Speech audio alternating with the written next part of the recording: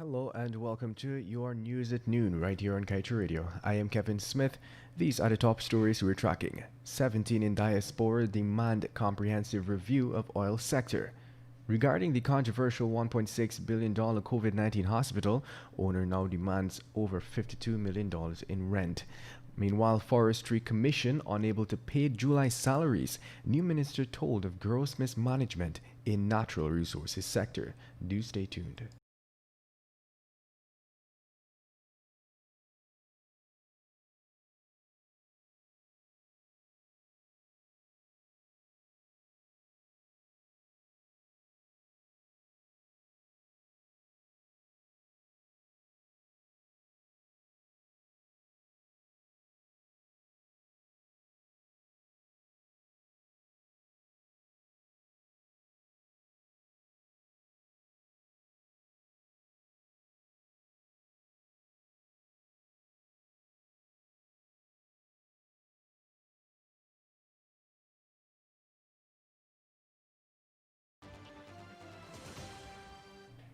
And now for the news in detail. A group of 16 civil society professionals in the diaspora is calling on President Irfan Ali to undertake a comprehensive review of the oil sector before it approves the Payaro Field Development Plan, permitting ExxonMobil to produce oil in a third well. First and foremost, the group held that the Stabroek PSA has to be renegotiated in order to regain the losses its current provisions are set to incur.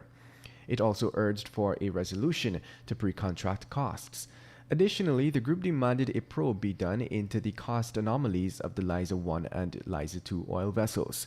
The joint civil society letter includes concerns about taxes paid by Guyana for oil companies.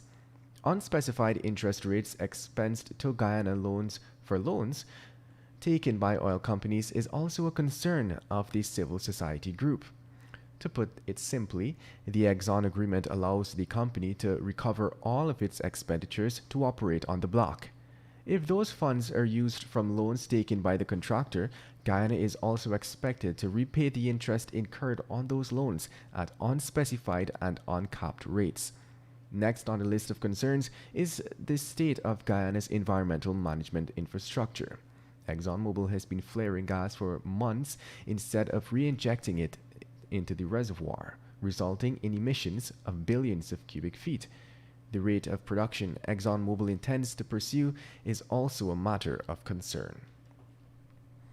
In other news, businessman and owner of the newly renovated $1.6 billion Ocean View Hospital, Jacob Wilfred Rambaran, is threatening to take steps to repossess the property over rent monies to the tune of millions.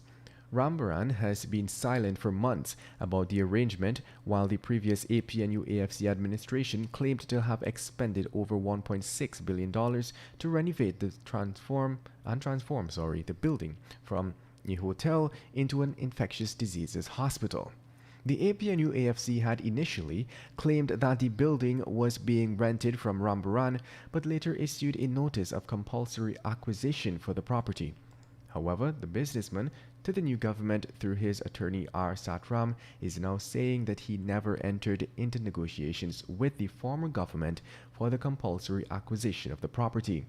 As such, Rambaran said that the notice should be treated as unconstitutional and ineffective in law. In the letter dated August 6, 2020, the businessman said that as the owner of this and sole shareholder, of the Ocean View Hotel Limited, he is demanding the new government pay all arrears of rent due amounting to over $52 million within 14 days of the date of the letter, failing which he will terminate the existing tenancy and take steps to recover possession of the property. Let's tell you now that recently appointed Minister of Natural Resources Vikram Bharat, during his first day on the job, met with the heads of the various agencies under his purview. A statement from the ministry said, and I quote, "The agencies provided a grim report which points to gross mismanagement of the sector under the previous administration. The Guyana Forestry Commission is presently unable to pay salaries for July and owes millions to the utility companies. Major restructuring is needed to ensure these agencies function in a more effective manner. End of quote. The minister said he will be meeting with the management team and staff of these agencies shortly. Let's tell you now that EPA head Dr. Vincent Adams had said a few weeks ago that ExxonMobil would bring an end to the flaring of gas via the Liza Destiny oil vessel on August 10th. But the official said he was informed by his staff on Wednesday that the American oil giant would not be able to make that deadline. Dr. Adams disclosed that the company wants an additional 4 days to bring the flaring under control, but even that is no guarantee.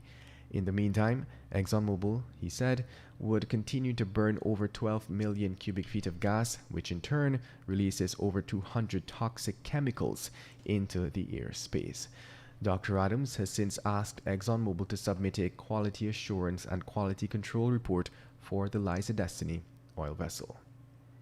You are tuned into Kaieteur Radio 99.1 and 99.5 FM, and this is your news at noon. Coming up after the break, Guyanese crew stranded in boat in Trini waters and Blanham back as crime chief. Meanwhile, new arbitration act needed for oil industry, says Attorney General Anil Nandlal.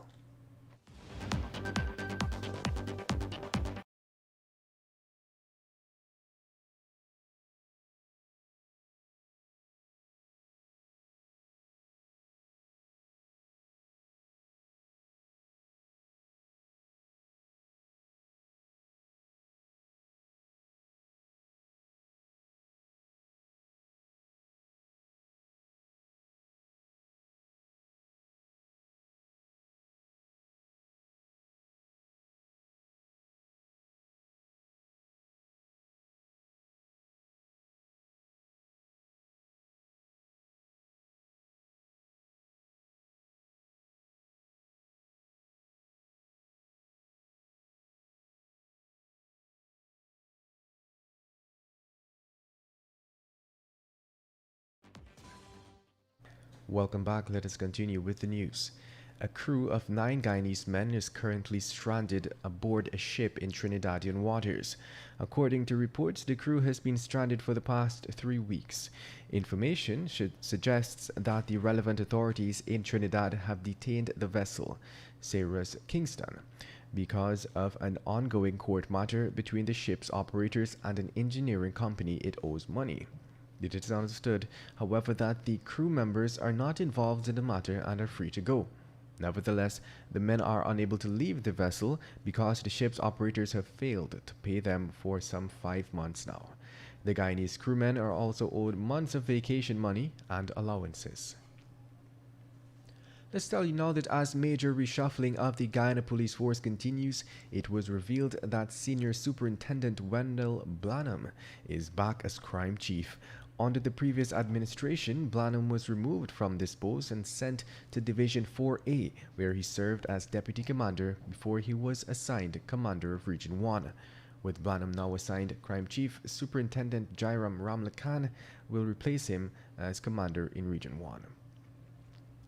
In other news, a new arbitration act is needed to form part of the repertoire the new PPPC government intends to modernize and employ to prudently manage the petroleum sector. Attorney General Anil Nandlal said on Wednesday that arbitration has to be taken to a modern level. He said most of these big oil companies may wish not to go to court but to resolve their differences at the level of arbitration. That is how it's being done in the modern world. He described the current arbitration infrastructure as basically non-existent and said that the justice system has to be enhanced to handle the new challenges the oil industry brings. The financial and environmental laws, the AG said, also must be modernized to go hand in hand with the industry. In other news, 4 former ministers under the previous administration were yesterday given 36 hours to vacate the government houses they currently occupy. This was confirmed by Clerk of the National Assembly Sherlock Isaacs. These ex-ministers are, according to Isaacs, Simona Brooms, Valerie Patterson-Yearwood, Kemraj Rajkumar, and Dr. Karen Cummings. He indicated that the orders of eviction came directly from the government and not a particular person in the administration. It is instructive to note that there are reports that suggest that the order was made by Minister of Parliamentary Affairs and Governance, Gail Teixeira. Let's tell you now that leader of the Liberty and Justice Party, Lennox Schumann, is set to occupy the sole parliamentary seat gained by the tripartite joinder in the last elections. The parties have written to notify Chief Elections Officer Keith Lowenfield in this regard. In Parliament, Schumann will be representing the LJP, the New Movement, and a new and united Guyana, a joinder which gained 5,214 votes in the election. According to a memorandum of understanding signed among the three parties, the party with the most votes shall take up the parliamentary seat, followed by the party with the second most and least. Given that the LJP had secured 2,657 votes in the election, it is the first entitled to sit in parliament, followed by ANUG and TNM. In other news, leader of the PNC and former President David Granger said in a statement broadcast by the APNU-AFC Facebook page that the PNC acted responsible at all times during the elections process. The coalition, of which the PNC is at the helm, was the subject of much scrutiny during the period, as there were numerous attempts to fraudulently alter the results of the elections in its favor. Granger maintains, even after a swearing-in of President Irfan Ali on August 2nd, that only valid votes should have formed the basis of a final declaration, and that the declaration made includes fraudulent votes. Moving forward, he has condemned what he determines to be an atmosphere of loathing and fear being facilitated by the new PPPC government through its move to quickly evict former ministers from government houses. He said the PPP should not pursue any dangerous pattern of aggression. And that's news at the moment. Stay tuned. Coming up next is your COVID-19 update.